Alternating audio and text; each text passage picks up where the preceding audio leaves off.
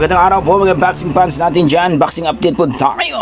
Matapos manalo si Terence Crawford mga idol, ang ating undisputed na ngayon dito sa super middleweight division. So 168 pounds mga idol, hinakot nilimas ni Terence Bud Crawford ang mga belt ni Canelo Alvarez mga idol.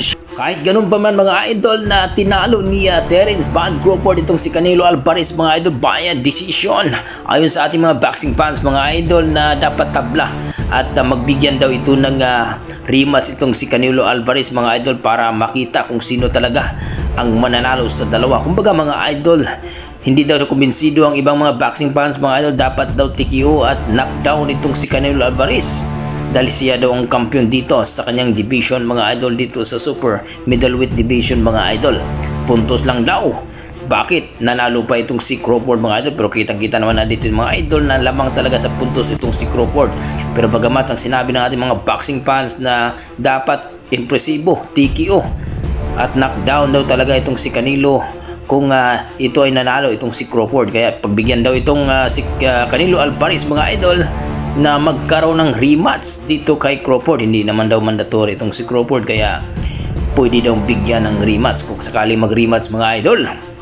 Sino kaya ang mananalo sa dalawa at sino kaya ang gagapang kung sakaling may gagapang mga idol? Mananalo pa kaya itong si Canelo Alvarez dito kay Crawford mga idol? Please comment down below mga idol para ating pag-usapan. Sa kabilang banda mga idol, ito na nga no, ang ating nag-iisang angas ng Pinas mga idol.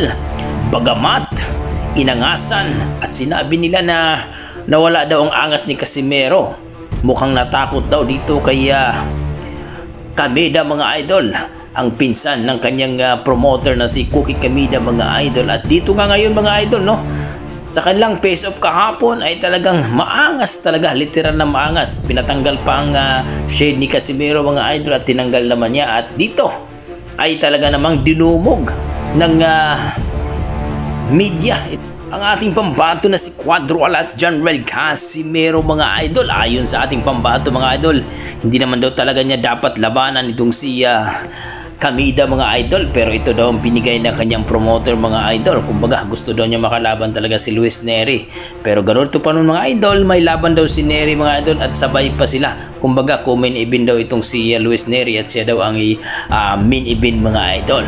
Pero hindi basta-basta itong si Kameda mga idol, may angas at talagang malakas din ito.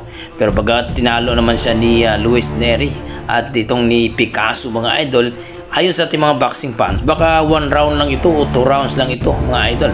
Pero ayon kay Casimero mga idol, gusto daw niya na magiging 4 division world champion mga idol dito sa division ng 122 pounds or super bantamweight division mga idol.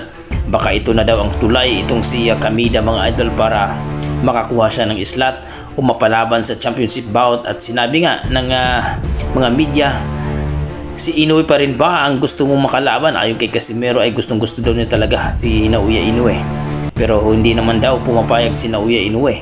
Pero ayon sa ating mga pinagkakatiwalang source mga idol, galingan lang daw ni Casimero ngayon sa laban.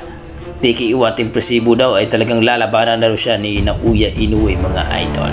At dito nga mga idol, sinabi ni Cuadro Casimero na talagang impresibo daw ang kanyang dapat no na resulta sa kanyang laban ngayon.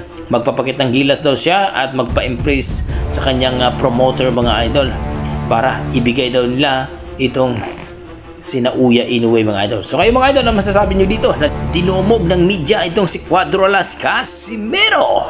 Please comment down below mga idol para ating pag-usapan. Maraming salamat. Ito na maganda yung papakita ko sa laban na to. Matapos ko agad yung kalaban ko ngayon. Tapos maganda at knockout.